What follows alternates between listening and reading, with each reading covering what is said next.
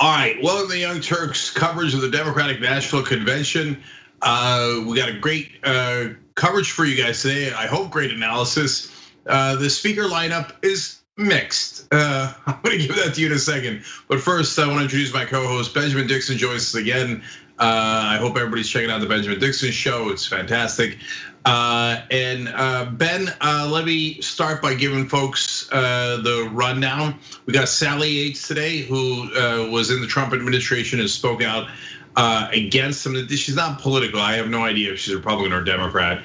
Others might know, but she talked about Biden's law breaking, etc. Then look, I hope you fasten your seatbelt, Ben, because Chuck Schumer's out tonight. Oh boy. Yeah. Exciting stuff. Yeah, I mean, if there's one word, just one word to describe Chuck Schumer, it's probably electrifying. And then speaking of electrifying, John Kerry will speak next. Then AOC will speak for 59 to 61 seconds. So it's gonna be amazing. Now, by the way, it's the most hotly anticipated 1 minute in political history. Right. Right. Well, that's a good one. I should tweet that one out. Anyway, by the way, Ben, I should have looked this up, and it's embarrassing. But I'm gonna say it anyway on air because I'm that kind of guy. We have a speaker on here after AOC, Representative Lisa Blunt Rochester. And honestly, I don't really know anything about her, including her district or her party. And the reason I admit to that is because since it's the Democratic National Convention, it's really like pick 'em. It could be just as likely to be a Democrat or a Republican. So we saw that last night. I mean, that's the number one thing that stood out the most. No matter how many Democrats they had, they made it a point to put Republicans in there to make sure everybody was nice and calm. Don't worry, guys, we're not gonna actually do anything progressive. Yeah, now we will not be going sharp left, as John Kasich put it. Exactly. All right, other speakers tonight, Bill Clinton, okay, and then there's a performance by John Legend, which I guarantee you we will skip because I'm not interested in musical performances at any convention. And then Tom Perez, I mean, tonight, wow, action-packed. And then now the good news is Jimmy Carter. Jimmy Carter usually gets forgotten. So Jimmy and Rosalind Carter will probably be given 30 to 45 seconds, but great to have him on. And Senator Chris Coons, which just when you thought you couldn't get worse than the rest of the conservative Democrats on the list, they do it with Coons. And then good news, Addie Barkan, who's an actual wonderful progressive. And then the night ends with Dr. Jill Biden. Buckle up.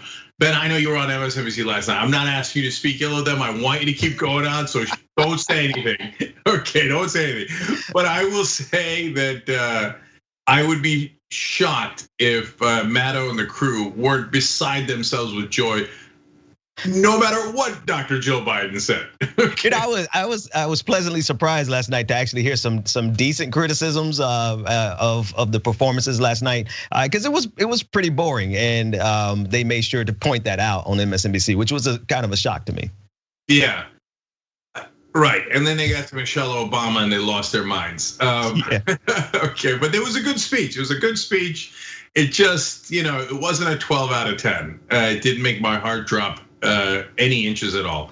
But anyway, I hope she convinced some people because look, Asher, I assume they haven't really started the programming. Let's just dip in for a second here. And guys, we learned from yesterday that it's largely fluff in the first hour, and then more of the heavy hitters come in the second hour. That's why they buried Chuck Schumer in the first hour, I think. Oh, by the way, also Colin Powell and Sidney McCain apparently with some appearances tonight. So let's just listen to this video for 1 second, and then Ben and I will talk about some of the themes. While working families are struggling, he's looking out for the people who are already doing just fine. The wealthy, the big corporations, the donors to his campaign. He's looking out for himself. But there's one person who's looking out for us. All of us. And that's Joe Biden. Joe called it. We are in a battle for the soul of our nation. But Joe knows we can never let hard times turn us against each other. And we can never stop doing the hard work to make things right. That's why we ran for office. Even when people counted us out. Even when there had never been a Latina in the Nevada State Senate. Or a Democrat elected as Florida Commissioner of Agriculture in nearly 3 decades. Or an openly gay man in the Georgia state legislature. When Birmingham hadn't had a mayor this young in 120 years. We ran for office because we know the struggles American families are facing. Because we've lived them. We've lived the insecurity and the indignity of an eviction notice. I, like many of you, have lived the frustration of paying off student loans. We have lived the grief of losing loved ones to gun violence and the criminal justice system that unfairly targets our communities. We have lived that feeling of helplessness when someone you love is very sick and access to healthcare is a matter of life and death. By the way, Joe Biden has lived a lot of this too. He was raised in a middle-class family in Scranton, Pennsylvania and Claymont, Delaware. He watched his dad look for work and learned that a job is about so much more than a paycheck. It's about dignity and respect. He was sworn into office from the hospital room of his 2 young sons after a car crash killed his wife and infant daughter. He knows what it's like to thank God you have health care. He knows what it's like to work hard for everything you've got. He knows what it's like to send a child off to war. And he'll never forget who he's fighting for. I look around my district in North Texas, and I see the people who built this country. The educators, like the single mom who raised me. The men and women on the front lines of our healthcare system. You built this country.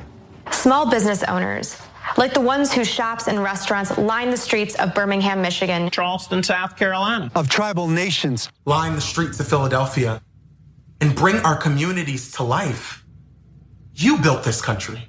The nurses in Memphis who came out of retirement to treat patients during this pandemic. You built this country. And you know what? You deserve more than the constant chaos that Donald Trump delivers. You deserve health care you can afford, a job that pays you fairly. You deserve childcare and paid sick leave while you work. And when you pay into Social Security and Medicare, you deserve to know it will be there when you retire. And that's why we ran. And thanks to the voters across the country in both red states and blue states, we won. A new generation of leaders is rising up. And with Joe Biden in the White House, there's no limit to what we can do. In Nevada, we're making drug prices more transparent, so people with chronic illnesses won't go broke while drug companies get rich. Joe's working to protect and expand the Affordable Care Act. He'll make sure millions of people keep their coverage and no one can be denied for a pre-existing condition. He'll bring down the cost of health care and prescription drugs too. Couldn't take it anymore. So, I mean, I like watching some of these videos. They don't mainly go on cable news, but it does tell you something about the Democratic Party. So first off, Ben, they're running a video here where they're saying why we ran and won, like these underdogs. I'm sure there's some good folks in there, and I don't know all of their histories. But you found the agricultural undersecretary of the Secretary of Corn and Agriculture in Florida, but you didn't put Cori Bush or Jamal Bowman or any Justice Democrats or any progressives that are well known for pulling off miraculous upsets on why we ran video. Right, and even at the beginning of the video, when they started describing this person that was going to stand up for everybody else, I could have sworn they were going to say Bernie Sanders in that spot because it just does not match. It doesn't match Joe Biden. And the thing about this, Cenk, is like I understand that people have to get excited about a candidate. There's a correlation between excitement and turnout, but they're not really going to be able to successfully make us excited about Joe Biden. I just don't see. I think it's a failed pursuit. Yeah, it's just a question of who their audience is. And so for us progressives, we actually know facts. And so it's gonna be hard to reach us. I'm gonna give you specific examples from that video in a second. But for people who watch or read mainstream media, they don't know any of this stuff. So it might work with them. So for example, in that video, they talked about, if anyone knows that you need healthcare, it's Joe Biden. Right. And now I could fill in the rest of the sentence. And that is why when he said, if Medicare for all passes, that would give us universal health care coverage like every other developed nation. Joe Biden promised he would veto it so you don't have universal health care. Like, that's the reality. But if you say that, I mean, that's why I was kidding around with Ben earlier. Don't say anything that'll get you in trouble with mainstream media, because we like having progressive voices on there. But honestly, it'll get you banned. Right.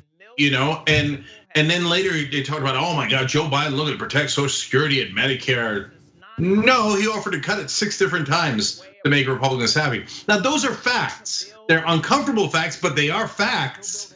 And so they're not going to show you that stuff. Progressives, because they listen to Ben, they watch the Young Turks, et cetera, and all these other wonderful progressive shows. You guys know, but no one in cable news world knows. No one who reads the New York Times knows. Like, I got a lot of super smart, well-educated, excellent, and incredibly well-meaning friends. If I told them, that Joe Biden tried to cut Social Security 6 times, they just flat out wouldn't believe it.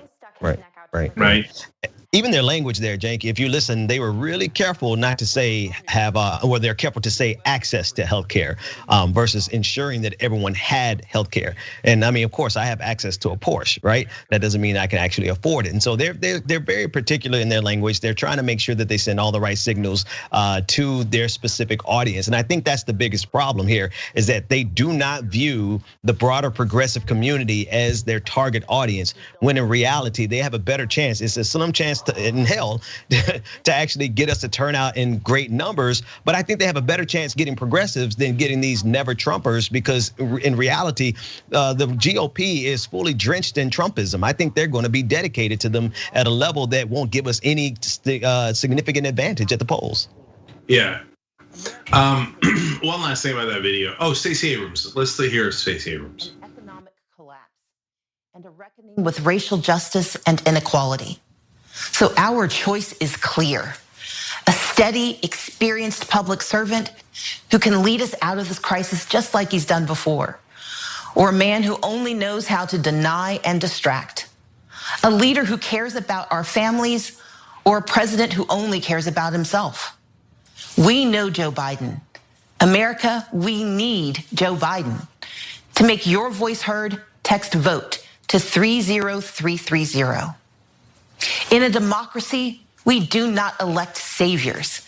We cast our ballots for those who see our struggles and pledge to serve, who hear our dreams and work to make them real, who defend our way of life by protecting our right to vote.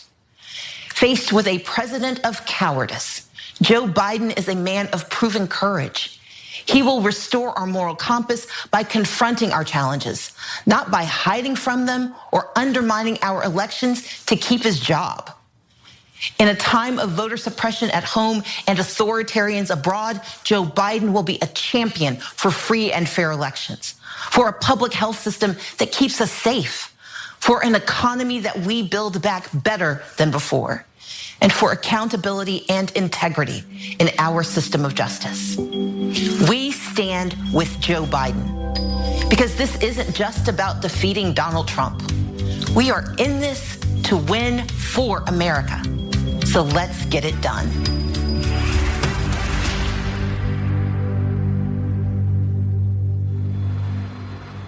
Hello. I'm Tracy Ellis Ross, and how exciting to hear from young elected leaders from across the country. A perfect way to begin night 2 of the Democratic. Okay. Look, I love Blackish too, but she's not going to say anything relevant.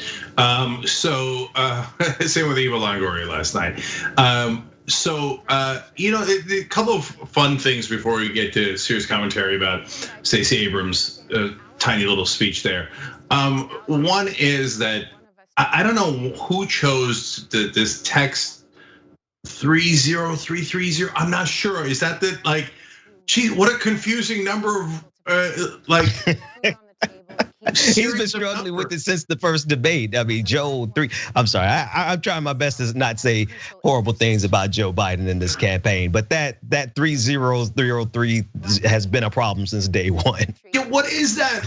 Is it some sort of programming code? I see cabs that got 77777, Right? I see, like. Now, all I can think of is 999 at this point. I know. Rest in peace, Herman K. But I'm sorry. It's just lack of power. But anyway, so all right. The other thing is they keep springing folks on us. Like they didn't mention Stacey Abrams at all, and they're like, oh, by the way, here's Stacey Abrams at the end of this rando video. Okay, like I think some people might have wanted to hear Stacey Abrams. So. It's kind of a weird thing. Now, on to important stuff. She's mainly known, other than running for governor of Georgia, obviously, as being a champion of voters' rights. And so that's awesome. Love her for that. And so she mentioned that here and emphasized that, as did Michelle Obama last night. And let's keep it real. One of the reasons they do that is they know that African-American constituency is a massive, really important constituency as far as voter turnout goes. And the consensus in Washington, right or wrong, is they've blamed a lot of folks for this election. They can't say this one out loud, but they think, hey, in 2008 and 2012, black folks voted in higher numbers and we won. They voted in lower numbers in 2016. We're allowed to blame the young, we're allowed to blame progressives, but we're not really allowed to blame black voters. But that's what they're trying to do, is encourage more black voters, and that's why you're seeing this same theme, which, by the way, I think there's absolutely nothing wrong with. But I'm just keeping it real on what the strategy is. Yeah. They did try. I mean, in a couple of places, maybe not the party, its infrastructure itself, but definitely some of their apparatchiks tried to blame black voters. But here's the problem, Cenk, is like when you depend on having 65% of any particular community show up to the polls, like 65% of all African Americans have to show up to the polls, and then we have to vote for them at a 90% clip. I mean, that should tell the Democratic Party that perhaps you should actually do something for black people, so that we can have some motivation to come out beyond just the colloquial and all the performance that they do. Like, if you really sit down and say, like, what have they tangibly done for the black community? It's just like saying, what have they tangibly done for working people, which is hard to find. Yeah, and that's why Stacey Abrams might have mentioned there, we're not electing saviors. In other words, don't expect them to do too much, but we got to go out there and vote. So let's just keep it real. That's Sally Yates. Let's just listen to Sally Yates for a second. And then don't forget that thought. Yeah. For nearly 30 years, through Democratic and Republican administrations, I worked alongside my DOJ colleagues to advance our nation's promise of equal justice. I served as Deputy Attorney General in the Obama-Biden administration and stayed on as Acting Attorney General for the Trump transition. Then, 10 days in, I was fired for refusing to defend President Trump's shameful and unlawful Muslim travel ban. That was the start of his relentless attacks on our democratic institutions and countless dedicated public servants. Like me, these officials didn't swear an oath to a person or a party. Public servants promised to defend our Constitution, uphold our laws, and work on behalf of the American people. But from the moment President Trump took office, he's used his position to benefit himself rather than our country. He's trampled the rule of law, trying to weaponize our Justice Department to attack his enemies and protect his friends. Rather than standing up to Vladimir Putin, he fawns over a dictator who is still trying to interfere in our elections. He's even trying to sabotage our postal service to keep people from being able to vote. His constant attacks on the FBI, the free press, inspectors general, federal judges, they all have one purpose: to remove any check on his abuse of power. Put simply, he treats our country like it's his family business, this time bankrupting our nation's moral authority at home and abroad. But our country doesn't belong to him. It belongs to all of us.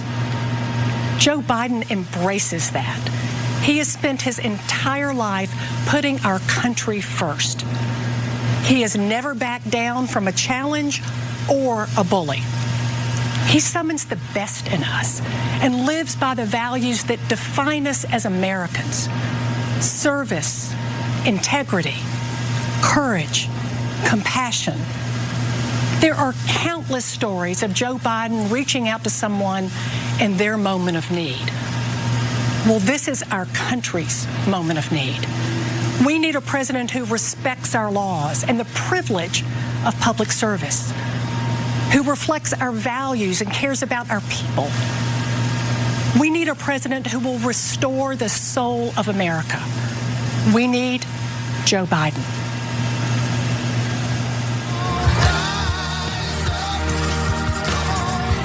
Over the last 4 years. All right. So that was Sally Yates. She's one of the leading candidates to be Attorney General under Joe Biden. So that's why she's relevant. That was a disappointing presentation. It was no different than anything we heard last night.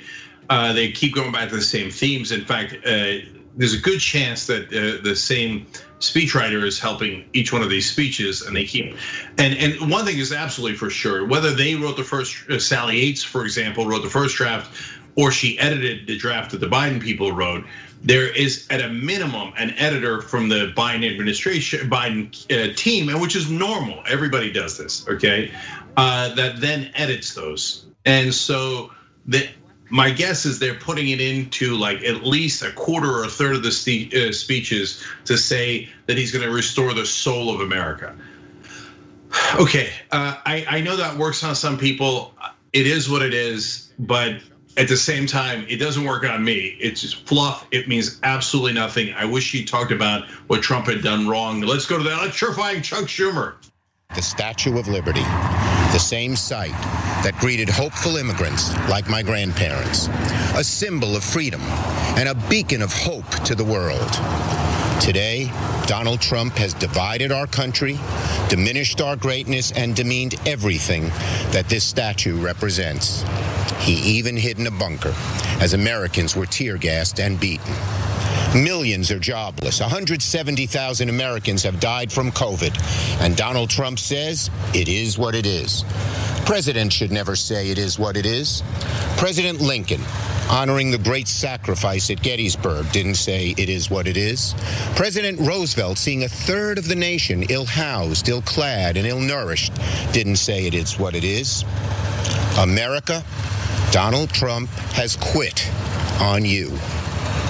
We need a president with dignity, integrity, and the experience to lead us out of this crisis.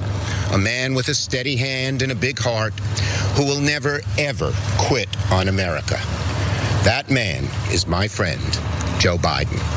He will be a great president. But if we're going to win this battle for the soul of our nation, Joe can't do it alone. Democrats must take back the Senate. We will stay united, from Sanders and Warren to Manchin and Warner.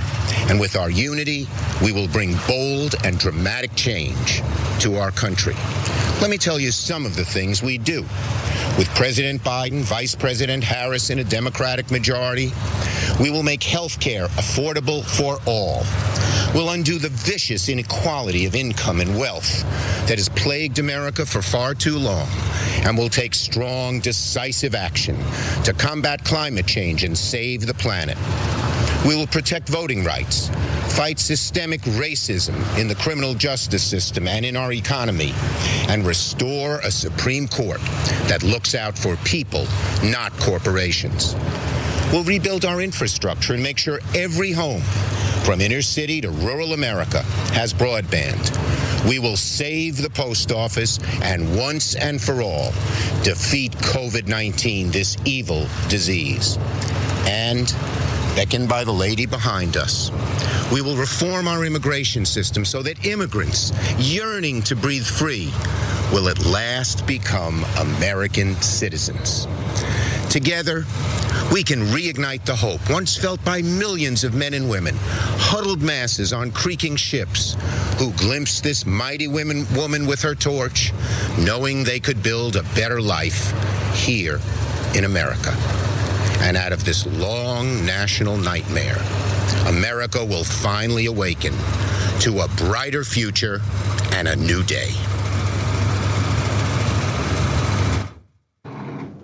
Senator Chuck All right, I'm gonna let Ben go first on this. Yeah, so I think, Cenk, the problem is that they have had a defined audience for some time that they use, that they believe, that they can speak to, that they trust, and these talking points work on them. But what they missed was that demographic has shifted and changed, and they're dealing with a generation of people who don't care about anything that man just said, because everything he said came off as an empty platitude. And I'm not saying this just to attack them. I'm saying this because they're fighting the last war. They're actually fighting the war from like 3 generations ago. And if they're gonna beat Donald Trump, they have got to speak to us in a language that immediately connects with us. Tell us what you're going to do.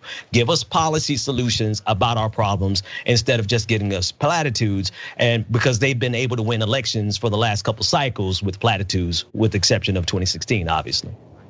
Yeah, and so there's the standard stuff like calling COVID an evil disease. I don't know what that means. That doesn't. It's like to appeal to some sort of moralism that of bygone era. Okay, but more importantly, when he says like, "Oh, we're going to appoint people to the Supreme Court who care about people, not corporations," really? Because I remember Bill Clinton and to Barack Obama bragging about how, "Hey, don't worry, our nominees are socially liberal, but they're business friendly." That doesn't sound like we're fighting corporations. So then he said, "Oh, we're going to, fight income inequality." Really? Because you've had a couple decades to do it, and you haven't done it at all. But I'll give him credit for this. 2 things. First, he didn't look ghoulish tonight, which he usually does. I thought they had a nice framing on him, and he looked good. Way to be Chuck. You look good. Okay, just a rando point. Okay, but now on the substance, I liked his line on Trump quit on you, and Biden won't quit on you in regards to coronavirus. It's like that's pretty good. Yeah, I mean, in a sense, Trump did quit on people who said, it is what it is. What am I gonna do? Okay, so what, 175,000 of you died, and a lot more are gonna die. I don't really care is the essence of that quote. And so I thought that turn of phrase about how he quit on you was pretty good. So those are the Kennedys. I've got no interest in them. Vote Ed Markey in Massachusetts. All right, well, the Carters I have an interest in. Let's hear to see if they're gonna say, are they on? Let's turn up the volume for a second. I've worked with them on tackling the demands faced by the more than 53 million unpaid caregivers in our country who are juggling work and other family responsibilities and putting their own physical and mental health and well-being at risk. Joe knows well, too well. Yeah, I couldn't tell if that's Rosalind Carter. I guess it is Rosalind Carter. Yeah, they're not gonna show 3 pictures of her if it isn't her. All right, fine, go back to it. At the end of their lives, he knows caregiving is hard, even on the good days. Jill and I also know the challenges of caregiving for those who served in the military and returned with visible and invisible wounds. And we know those caregivers need a leader in the White House. Jimmy and I are voting for Joe because he recognizes the challenges facing our families and has the heart and the talent to make life better for all Americans. When I ran for president in 1976, Joe Biden was my first and most effective supporter in the Senate. For decades, he has been my loyal and dedicated friend. Joe has the experience, character, and decency to bring us together and restore America's greatness. We deserve a person with integrity and judgment, someone who is honest and fair, someone who is committed to what is best for the American people. Joe is that kind of leader, and he is the right person for this moment in our nation's history.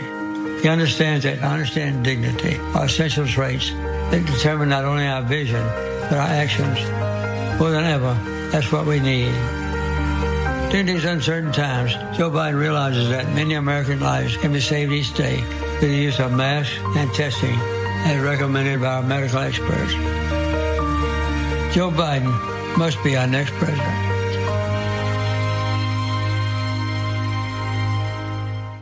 Good evening. A presidential election is the world's most important job interview. At the end, we hire a leader to help us solve problems, create opportunities, and give our kids better tomorrows. That's a tall order this year, With the COVID-19 outbreak on a path to killing 200,000 people and destroying millions of jobs and small businesses. How did Donald Trump respond? At first, he said the virus was under control and would soon disappear. When it didn't, he was on TV every day bragging on what a great job he was doing, while our scientists waited to give us vital information. When he didn't like the expert advice he was given, he ignored it. Only when COVID exploded in even more states did he encourage people to wear masks. By then, many more were dying. When asked about the surge in deaths, he shrugged and said, "It is what it is." But did it have to be this way? No. COVID hit us much harder than it had to. We have just 4% of the world's population, but 25% of the world's COVID cases. Our unemployment rate is more than twice as high as South Korea's, 2.5 times the United Kingdom's, more than 3 times Japan's. Donald Trump says we're leading the world. Well, we are the only major industrial economy to have its unemployment rate tripled. At a time like this, the Oval Office should be a command center. Instead, it's a storm center. There's only chaos. Just one thing never changes: his determination to deny responsibility and shift the blame. The buck never stops there. Now you have to decide whether to renew his contract or hire someone else. If you want a president who defines the job as spending hours a day watching TV and zapping people on social media, he's your man. Denying, distracting, and demeaning works great if you're trying to entertain or inflame. But in a real crisis, it collapses like a house of cards. COVID just doesn't respond to any of that. To beat it, you've got to actually go to work and deal with the facts. Our party is united in offering you a very different choice: a go-to-work president, a down-to-earth, get-the-job-done guy, a man with a mission to take responsibility, not shift the blame, concentrate, not distract, unite, not divide. Our choice is Joe Biden. Joe helped bring us back from a recession before, and he can do it again. In 2009, Barack Obama and Joe Biden started with the worst economy since the Great Depression. And when they were done, they delivered more than 6 straight years of job growth. What did Joe do? He accepted responsibility for implementing the Recovery Act. His work created a lot of new jobs and started many new companies in communities across our country. Now Joe's committed to building America back again. How? He's given us smart, detailed plans to invest in areas vital to our future.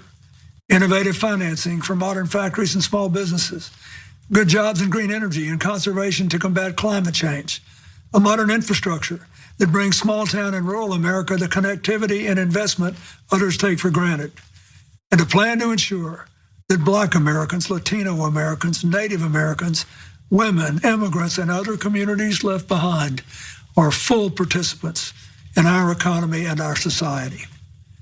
Joe Biden wants to build an economy far better suited to our changing world. Better for young people, better for families working and raising their kids, better for people who lost jobs and need new ones, better for farmers tired of being collateral damage in trade wars, better for workers caring for the sick, elderly, and people with disabilities, better because of a living wage and access to affordable higher education and health care, including prescription drugs, and to child care, a secure retirement, and for the first time, paid family and medical leave. Joe won't just put his signature on a check and try to fool you into thinking it came from him. He'll work to make sure that your paycheck reflects your contribution to and your stake in a growing economy. In this job interview, the difference is stark. You know what Donald Trump will do with 4 more years: blame, bully, and belittle. And you know what Joe Biden will do: build back better. It's Trump's us versus them America against Joe Biden's America, where we all live and work together. It's a clear choice. The future of our country is riding on it. Thank you. It's time to call the... All right, so we had 2 former Democratic presidents there. Obviously, they're saving the big dog for later. That's Barack Obama. Actually, what's the most interesting part of Bill Clinton's speech is when it was. At 9:30 buried in the middle of the first hour of Tuesday's coverage here of the DNC. So in the old days, Bill Clinton would be saved for very near the end, and he was considered the most persuasive Democrat, the most popular Democrat. And here, it's almost as if they're a little embarrassed of him, and they've kind of buried him in the programming. He's still an effective speaker. We just got started tonight, but that was the best speech of the night. He actually made policy points, which is he's also the first one other than Bernie Sanders to do that on both nights. For example, he reminded people, including me, that Biden is for paid family leave, and that's a rare thing I believe him on in terms of positive progressive policies. And so good, I'm glad to be reminded of that. I'm glad to remind you guys of that. But on others, he was less convincing. I'm gonna put you guys through this pain, but we'll come back, but let's listen to Tom Perez for a second. Leadership means being able to adapt to any situation. And I want to thank the people of Milwaukee for being such gracious and flexible hosts. It's also great to be back in Wisconsin, where I was lucky enough to marry my wife, Anne Marie, a little more than 3 decades ago. The progressive movement has deep roots here. And since today is the 100th anniversary of the 19th Amendment's ratification, we should point out that Wisconsin was the first state to ratify it. What's more, in its one-word motto, forward, Wisconsin captures something so important about America. The way that no matter what challenges today brings, we always believe a better future is possible. That's what my parents believed when they emigrated to this country nearly a century ago, fleeing the iron fist of a brutal dictator in the Dominican Republic. This nation welcomed them with compassion, and they quickly learned that their hope of building a better life through hard work was shared by generations of Americans. Indeed, every American story is a story about that hope, that sense of possibility. It's what unites us, defines us, and it's what sustains us now. We will work to meet our extraordinary challenges because progress is made by the hopeful, not the cynical. And we will do that work together because movements are built by the many, not the few. And as you watch tonight's decidedly unconventional roll call and reflect on the diversity of our nation, remember, you too are part of the American story. And no matter where you come from or where you're watching from tonight, you have a place in Joe Biden's Democratic Party. Delegates and distinguished guests, under our procedural rules, 2 Democratic candidates submitted nominating documents to our convention secretary for the office of president of the United States. Okay, so what they're about to do there is just mechanics. They're going to officially nominate him, and they're going to go through a rigmarole that is enormously uninteresting. Look, I showed you Tom Perez. I'm willing to show you that level of uninteresting, but not anything beyond that. Okay, so Tom Perez, of course, the DNC chair. Let me say one thing here, then I want to go to Ben, and then I want to go to you guys too. So first thing is, whenever I see Tom Perez, I think Keith Ellison. Now I remember Keith Ellison was set to win the DNC chair. He had the votes. Then Barack Obama, behind the scenes, as he's done now a couple of important times, went and lobbied on behalf of Tom Perez. In fact, Obama asked Perez to run to make sure that Ellison didn't win. And then they tricked Ellison with happy talk of how they were going to be co-chairs or some BS like that. And I said, don't believe the hype. They're just going to squeeze him out. And what they do, they squeezed him out. It was all theatrics. He had no power at all. The minute he lost by 1 vote, progressives were screwed, and Tom Perez ran the party in favor of the establishment 110%. So that's who Tom Perez is. So when he starts talking about building movements, please spare me about building movements. You're actually hired to destroy movements. So Ben, before we go to you, I just want to give shout out to all the folks who are participating tonight, because we can't do this show without you guys. So whether you're giving at tyt.com/go, it makes nights like this possible, and we really, really appreciate it. Or you just became members. So these folks just became members during the broadcast. They became YouTube channel members. Cindy Martinez, Ray Lanning, Josette Van Cartier, Tyler Curtis, Bob Bro, Tanisha Lyles, and Diane Vasseur upgraded our accounts. So we love you for all of that. By the way, there's a reason to upgrade your accounts. At the highest level, you get all of our videos and all of our coverage anytime you want. And if you're on YouTube, you just hit the join button below. If you're not, we're thrilled to have you, and you can do tyt.com/show. No, it's AOC, we're missing precious seconds. Of immigration and foreign policy that turn away from the violence and xenophobia of our past. A movement that realizes the unsustainable brutality of an economy that rewards explosive inequalities of wealth for the few at the expense of long-term stability for the many, and who organized a historic grassroots campaign to reclaim our democracy. In a time when millions of people in the United States are looking for deep, systemic solutions to our crises of mass evictions, unemployment, and lack of health care, in el espíritu del pueblo and out of a love for all people, I hereby second the nomination of Senator Bernard Sanders of Vermont for President of the United States of America. Thank you, Mr. King and Representative Ocasio-Cortez. We now turn to nominating and seconding speeches for Vice President Biden. In a moment, we'll hear from Senator Chris Coons, who holds the Delaware Senate seat once held by the Vice President, and Representative Lisa Blunt Rochester, my colleague in the House. But first, we'll hear from Jacqueline. Okay, well, they at least found out Lisa Blunt Rochester is apparently a Democrat. All right, so that was slightly weird. So if Michael Schur was here, he'd explain to us why AOC just nominated Bernie Sanders and not Joe Biden. But it goes to the comedy of how they only gave her 60 seconds. It takes us like 5 seconds to bring it up, and I'm like, oh no, we just missed like 10% of her speech. That was the depressing part about it, but it's even worse now that I realize what they assigned her to do. Right? They assigned her to give the nomination of Bernie Sanders, which I think is just a formal procedure, right, for the people who submitted the documents. But to that end, it still seems like they snubbed her in a pretty significant fashion. But she made the best that she possibly could of it. Yeah, and remember, all the speeches are pre-approved, especially the ones that are pre-recorded like AOC's, and so. It looks like they mainly wanted her to talk about Latino issues, right? That's what she seemed to. I can't stand this guy, but I want to hear what I can't stand. So let's watch.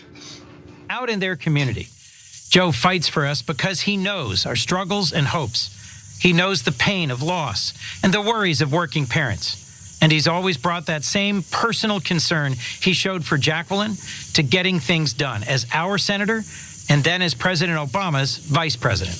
Joe's tackled gun violence and climate change. He stood up to dictators and supported our troops. He led the recovery effort after the last recession and delivered on a promise to make our healthcare system fairer and stronger. Through it all, Joe Biden's never forgotten where he's from. He's been sustained by his faith and his family through the toughest of times. And he has the heart and the compassion for this moment. For all of these reasons and more, it's my honor to second the nomination of my good friend, Joe Biden, to be the next president of these United States. I'm Congresswoman Lisa Blunt Rochester. In some history class in the future, children are learning about this moment. They're learning about our pain, our grief, our worry. But they're also learning about a man named Joe Biden, about how he restored decency to our government and integrity to our democracy. They're learning about how we conquered a pandemic, stood united for racial justice, and built our economy back better than before. They're learning about how his leadership gave their generation a fighting chance.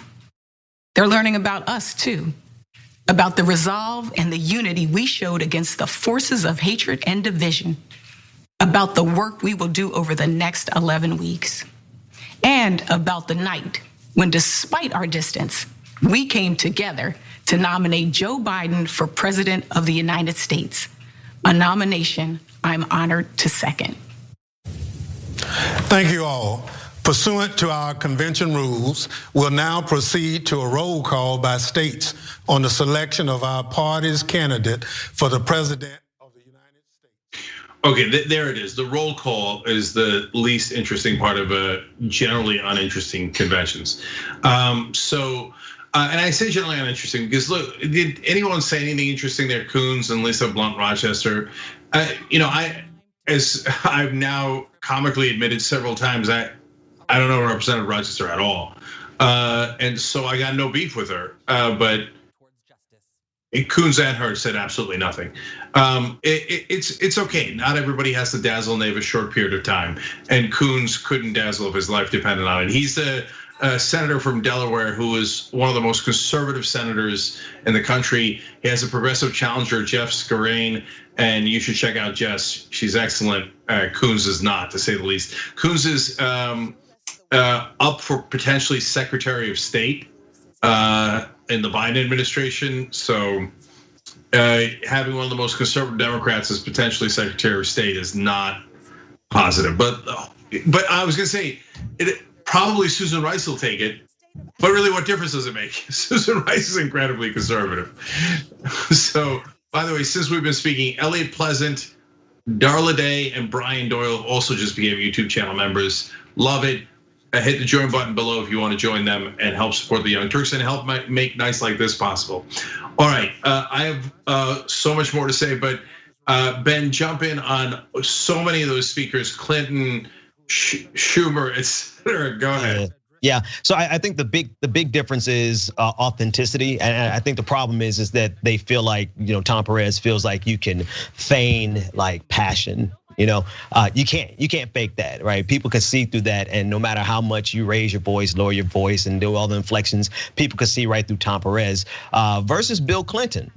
Bill Clinton actually, I think he gave a great speech in terms of leadership. So he's speaking from a perspective of obvious experience, job application, and he was his regular old Bill Clinton self, which was authentic. Like him or love him, it was authentic. And I think that's the real difference that a lot of these politicians just have absolutely no clue about, because I don't think they have authentic bones in their bodies. Yeah, as I was listening to watching Stacey Abrams give her speech, which was earlier in the night, her facial expressions changed dramatically when she was talking about Joe Biden and Donald Trump.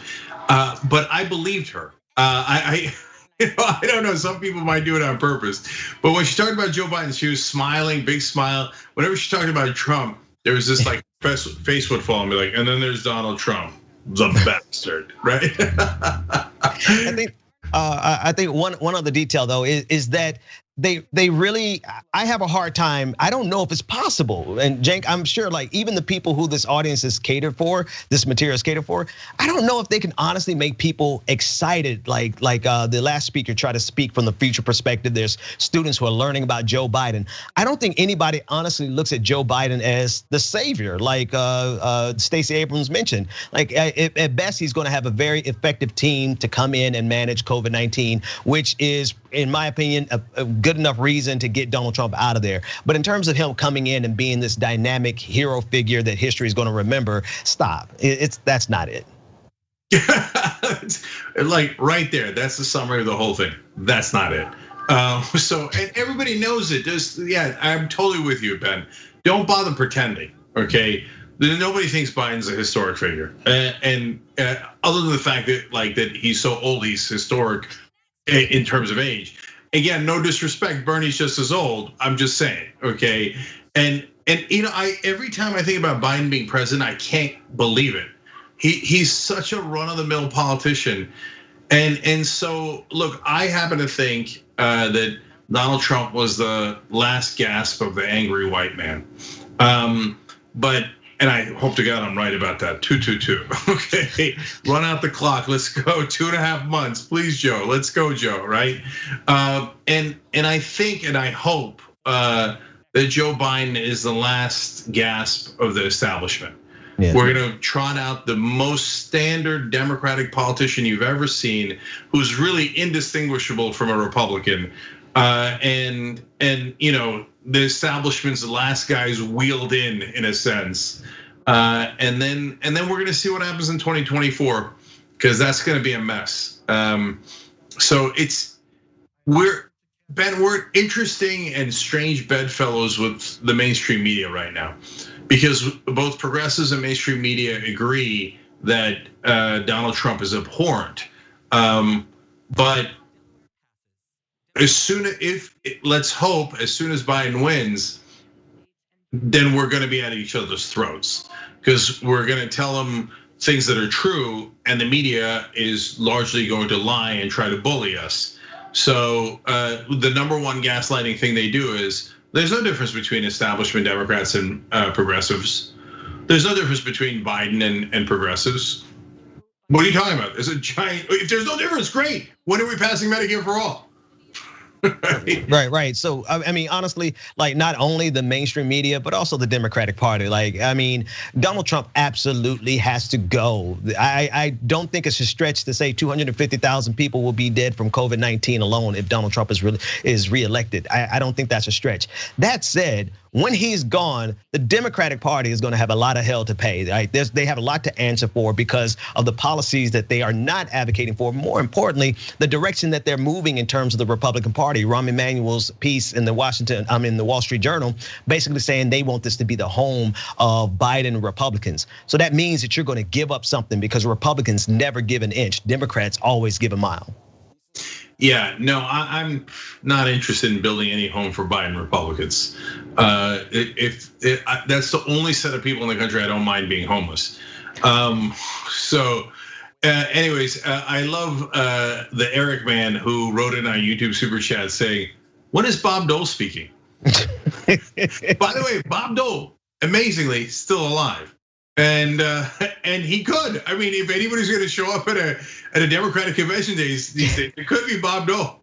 Jake, I love how you said like figuratively wheeled in the last man of the establishment. I don't know how much figurative it actually is, because I mean, Bob Dole, yeah, he's up there in age, but Joe Biden is really struggling there. So they might have to wheel him into maybe not the convention, but into the Oval Office. It might be that time. Yeah. All right. I want to read more names here. Ethan Gruel just signed up to be a YouTube channel member for TYT. Love you guys. Dean M, Samantha Dorr, Alicia Lichi. You guys make this show possible, and especially special coverages like these guys. That's where we really need help at tyt.com/go. The more resources we have, the more we could put these on for you guys. And it's really important to especially get us through 2020, and so we can stay healthy and sustainable, and we can press on and deliver the news and coverage like this for you guys. All right, so I want to go back to earlier speeches for a second. Bill Clinton mentioned, it's not his words, it's the Biden's campaign. They are so clunky sometimes. That 3033, I don't even know if they're the right numbers, and I feel bad about saying the wrong numbers. Whatever the hell you're supposed to text, and I don't even know what happens when you text it. Anyways, but Clinton did their other awkward slogan: "Build Back Better." What is that? That doesn't even make any sense. I get build, I get back, I get better, but build back better is not a thing when you put them together. Okay. But Clinton did make a good point. He said, look, Trump is best at demeaning people, attacking people, zapping people on social media, as Bill Clinton put it. He said, but that just doesn't work on coronavirus. I would have gone further, but I love the analogy. I would have said, look, you can't demean coronavirus and have it and hurt its feelings and intimidate it and have it go away. That's not how illnesses work. So he's just absolutely ill-equipped for this moment. And I thought that was probably the best portion of Bill Clinton's speech. But now in terms of the problem, the part that I found most problematic, he talked about how, Joe Biden's gonna fight for a living wage for you. Is he? And that's where I would have, if they mean it, it would have helped to be much more specific. look, I'm gonna fight for $15 minimum wage. The House already passes. These are layups, because Biden theoretically believes in this. Okay, theoretically, I'm not at all convinced, but he could have said $15 minimum wage. Hey, that doubles the minimum wage. Actually, it more than doubles the minimum wage. Can you imagine if you're a minimum wage worker, us doubling your salary? That actually motivates people more than you could imagine. It's so obvious that that would motivate people, but they don't want to say it. Why don't they want to say it? It's because of their corporate interests and their corporate donors. Okay, hold on one second. Did we lose Ben? Did he lose power? Okay. Ben's in an undisclosed location in a bunker somewhere. So wherever that is, he lost power for a second. And so we'll get him back on, okay? And I'm gonna read some of your comments here too, but let me go through some of the other speeches while we have time. Jimmy Carter was on. Actually, Jimmy Carter was less progressive when he was president. That's why Teddy Kennedy actually primaried him from the left. But since then, he's been a wonderful progressive. That's why he's usually not featured in Democratic conventions. So I'm glad that they at least had him on. They had a video where he spoke and his wife spoke. And Jimmy Carter's the only guy who brought you peace in the Middle East. That Israel-UAE deal that Trump is bragging about, absurd. Israel and UAE were already excellent allies. They're trying to trick you by having go, hey, Israel made a deal with random Arabs. UAE, I know you can't tell them apart from anyone else. They already had an alliance. Anyway, Jimmy Carter actually brought Israel and Egypt together, which was near impossible. So that was one of his shining accomplishments as president. After being president, he eradicated an entire disease off the face of the earth, guinea worm disease. In fact, given that history, if there's anyone you'd want in terms of expertise in fighting a disease, it'd be Jimmy Carter. We need him right now. By the way, Jimmy Carter at age 90 some odd years old, I've lost track, or Donald Trump, biggest no-brainer of all time. I don't even want to entertain that conversation. But Jimmy Carter or Joe Biden, if it's just a matter of who I get to decide, Carter, immediately, not even close. I don't care if he's 108.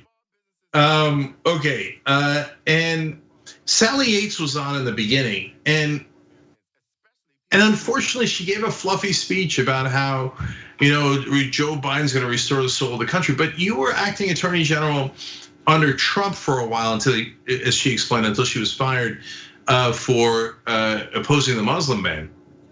And where you worked in the Biden-Obama administration, et cetera. But you had experience with Trump. Don't tell us fluffy stuff about Biden. And if you do, if you have good stuff about Biden when you worked with him, give us specifics so that we could all be encouraged, including me. Like if you had an amazing story about working with Biden during the administration, great, that's a thing you should share. Apparently you didn't. But what would have been more helpful is if Sally Yates focused a lot more on what was wrong with Trump. I know they're trying to build Biden up, but Biden's not a spring chicken. It's not like Biden is a person that the country doesn't know. If you had a young politician, if Jamal Bowman's running for president there, I just said it for the first time. Okay, then you have to build him up because a lot of people don't know him. And you got to give his background, his history, et cetera. For these speeches, we're wasting time if we're trying to tell people about Joe Biden. Everybody knows Joe Biden. And so if you got policies like Bill Clinton mentioned, paid family leave, emphasize that so we learn something about Biden. Most importantly, the audience, the voters at home, the independents at home learn something and emphasize it, how it could help your family and how it could, my God, imagine having paid family leave when you have a kid. And it's so crushing right now that we don't have that throughout the country, and giving people faith that they can have that. That's important, that's relevant, that would be helpful. Oh, here's my friend, also not friend, but still you get it, Amy Klobuchar. I'm sad that we're missing our mom jokes, but it's only gonna last a second. By the time we go to her, it'll be someone else. What's her famous line that I want to do a sitcom around? Who does that? We still gotta plan that one out. And so, and if you're just tuning in, this is the roll call where all the politicians from different states say, "Oh, I'm nominating Joe Biden because he loves cantaloupe, and we make a lot of cantaloupe in Minnesota." And so God bless Joe Biden. So this is not really that interesting. All right, or not at all interesting. Or what Sally Yates could have done is told a compelling story about how Donald Trump is awful, and my God, do not make that mistake.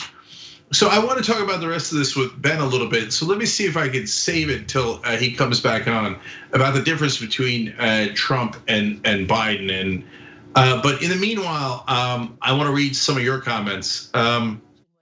So I'm going to go to our members, tyt.com/join to become a member. Wicked writes that affordable. I'm so tired of hearing affordable. We want Medicare for all. We deserve Medicare for all.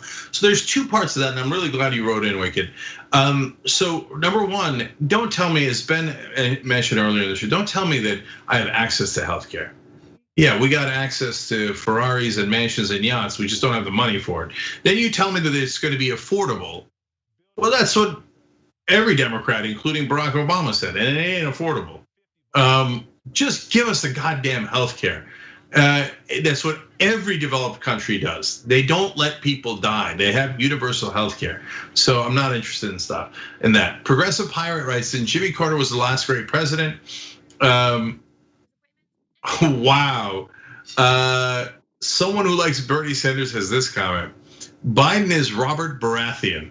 He'll replace the Mad King, but then do nothing for his whole term, and the aftermath is a bloodbath between factions. I gotta hand it to you. That's an excellent analogy. Like, that's so good. I'm thinking of stealing it. I want to credit you, but I'd have to credit you as, quote, someone who likes Bernie Sanders. People are like, what? What are you talking about? Anyways, yeah. I mean, we definitely have a Mad King. We definitely have to replace him. But when Mr. Status Quo, I don't really want to get anything done, is in office, that will invariably lead to massive fighting between the factions. By the way, the two biggest factions that are going to fight in the Biden administration is progressives and Republicans. So those two will fight it out for influence over Joe Biden. Given how this convention is going, I'm worried about how that's going to turn out.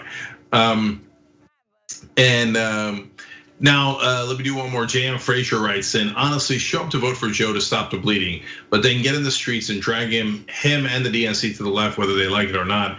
They don't represent us. The poll numbers on the issues clearly show that. It's time to force them to start. Again, 100% right. And I love how educated and how smart our audience is. So the reality is we have to do triage. This is what I want to talk to Ben about, and hopefully we'll get a chance later in the night to talk more about this too. We got to get rid of the Mad King. There's no ands, ifs, or buts about it. And every day I get more and more nervous. I've been very confident throughout from literally the first day in his office. I didn't even think he was gonna make it 4 years, as you all know.